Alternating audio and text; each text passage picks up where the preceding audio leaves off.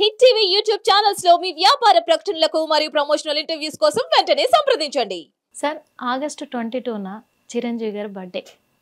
ఆయన పుట్టినరోజు సందర్భంగా ఇంద్ర, శంకర్ దాదా ఎంబీబీఎస్ రెండు సినిమాలు కూడా రిలీజ్ కాబోతున్నాయి. ఈ రెండు సినిమాలో మీకు నచ్చిన సినిమా సార్? ఇంద్ర రిలీజ్ చేస్తున్నారు, ప్రాపర్ రిలీజ్ ఇంద్ర చేస్తున్నారు. శంకర్ దాదా ఎంబీఎస్ కూడా చేస్తున్నారు, కానీ అది అంత హైప్ లేదు అనుకుంటా. హైప్ ఇవ్వట్లేదు. అంటే ఇంతకుముందు ఆల్రెడీ శంకర్ దాదా ఎంబీఎస్ ఒకసారి చేశారు. ఇది రిలీజ్ కూడా సెకండ్ టైం. అది అవును సార్, రిలీజ్ అది. సో ఇంద్ర ఫస్ట్ టైం చేస్తున్నారు.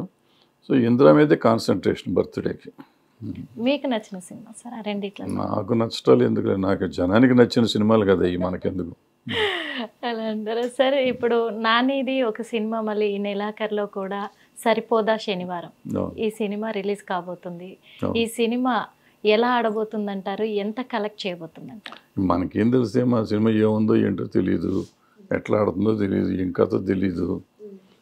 బట్ నాని ఏదో స్టేట్మెంట్ ఇంటర్వ్యూలో చెప్తున్నాడు, రెగ్యులర్ కమర్షియల్ సినిమా పాత రోజుల్లో ఉండే కమర్షియల్ సినిమా లాగా కొత్తగా ప్రజెంట్ చేస్తున్నాం అనేది చెప్పాడు. అది వినడానికి ఏదో విచిత్రంగా ఉంటుంది. ఏం బాగుండొచ్చు, బాగుండాలని కోరుకుందాం, మనకి ఎందుకు బాగోకూడదు అని ఎందుకు అనుకోవాలా? అంటే ఇప్పుడు ఈ నాని లాంటి హీరోలతో ప్రాబ్లం ఏంటంటే, నాని సినిమాలు ఈ మధ్య వచ్చిన సినిమాలు అన్నీ బాగా ఆడినవి నిజంగా చెప్పాలంటే, కానీ అన్ని కాస్ట్ ఫెయిల్యూర్స్. అతని సినిమాలు కాస్ట్ ఫెయిల్యూర్ అవుతున్నాయి. అతనికి ఆ హీరోలు కొంతమంది ఉన్నారు, రాము, నాని, ఇటువంటి ఆ బ్యాచ్ అంతా ఉన్నారు కదా, వాళ్ళందరికీ ఒక రేంజ్ ఉంది. ఆ రేంజ్ దాటి వాళ్ళు ఖర్చు పెడుతున్నారు. ఆ దాటి ఖర్చు పెట్టేటప్పుడే కాస్ట్ ఫెయిల్యూర్ అవుతుంది. వాళ్ళకి సరిపడా మనం ఖర్చు పెట్టి ఆ సరిపడా వస్తే డెఫినెట్గా జనం చూసే డబ్బులు వస్తున్నాయి. ఎందుకంటే అది థియేటర్లో వచ్చే డబ్బులు కాకుండా ఓటీటీలోనూ, శాటిలైట్లోనూ డబ్బింగ్, హిందీ డబ్బింగ్ అన్నీ కలిపి వాళ్ళకి సబ్స్టాన్షియల్ అమౌంట్ వస్తుంది. దానికి ఏం చేస్తున్నారంటే, దానికి అంత ఉంది కదా అని పెంచుకుంటూ పోతున్నారు. పెంచుకుని సరిపడా రావట్లేదు అంటున్నారు. ఇప్పుడు నాకు ఆ హీరోకి ఒక 30 కోట్లు చేయిస్తుంది అనుకుంటే 30కి 25 కోట్లు 20 కోట్లు తీయాలి. 30 కోట్లు వస్తుందంటే నీకు డబ్బింగ్ ఉంది కదా, అది ఉంది కదా, ఇది ఉందని 50 కోట్లు చేసామనుకో, ఒకవేళ సూపర్ డూపర్ హిట్ అయినా కానీ 10 కోట్లు లాస్ వస్తుంది.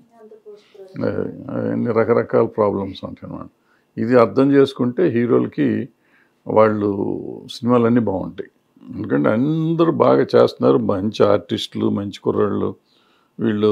బట్ అది అర్థం చేసుకోకుండా ఏదో పక్కన వాడిది 1000 కోట్లు వచ్చింది, వీళ్ళది 200 కోట్లు వచ్చింది అని ఆ పోటీలు పడిపోయి చేసుకుని వీళ్ళు ఒక దగ్గర ఎక్కడైతే జాగ్రత్తగా ఉండాలో అక్కడ జాగ్రత్తగా ఉండట్లేదు.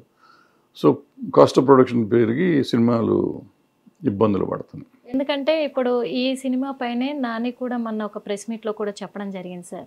ఏమని అంటే, సక్సెస్ వస్తేనేమో హీరో తీసుకొని, ఫెయిల్యూర్ వస్తే డైరెక్టర్కి ఇవ్వడం అది కరెక్ట్ కాదు. ఎందుకంటే సుందరానికి సినిమా డైరెక్టరు నాకు చెప్పినట్టుగానే యాజ్ ఈజీగా తీశారు, కానీ బట్ అది సక్సెస్ అవ్వలేదు. కానీ ఇప్పుడు మాత్రము సరిపోదా శనివారము చాలా బాగుంటుంది అని కూడా తను చెప్తున్నారు, పక్కాగా చెప్తున్నారు. మరి అది ఎలా ఉండబోతుంది? ఏమో తెలీదు. ఆయన నమ్మకం కరెక్టే అయి ఉండాలి, అవ్వాలి అని కోరుకుందాం. ఆయన నమ్మకంగా చెప్తున్నాడు కదా. అతను అంతకుముందు అసిస్టెంట్ డైరెక్టర్గా చేశాడు. హీరో ఎవరైనా కానీ వాళ్ళు కూడా ఆడియన్సే కదా, వాళ్ళు సినిమాలు చూస్తారు కదా. మామూలుగా సినిమా నేను చూస్తే టికెట్ కొని నేనైతే చూసేవాడిన, వేరే హీరో సినిమా అయితే ఆయన ఆలోచించుకున్నారంటే ప్రతి హీరో సక్సెస్ఫుల్ సినిమానే ఇస్తాడు.